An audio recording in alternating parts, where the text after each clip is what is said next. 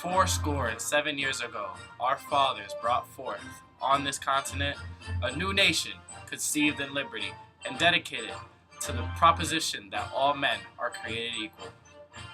Now we are engaged in a great civil war, testing whether that nation or any nation so conceived and so dedicated can long endure. We are met on a great battlefield of that war. We have come to dedicate a portion of that field as a final resting place for those who here gave their lives that this nation might live. It is altogether fitting and proper that we should do this. But, in a larger sense, we cannot dedicate, we cannot consecrate, we cannot hallow this ground. The brave men, living and dead, who struggled here, have consecrated it, far above our poor power to add or detract.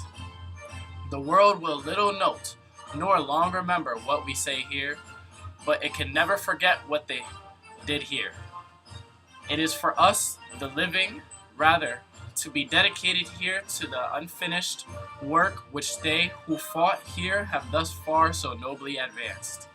It is rather for us to be here dedicated to the great task remaining before us, that from these honored dead we take increased devotion to that cause for which they here gave the last full measure of devotion, that we here highly resolve that these dead shall not have died in vain, that this nation, under God, shall have a new birth of freedom, and that government of the people, by the people, for the people, shall not perish from the earth.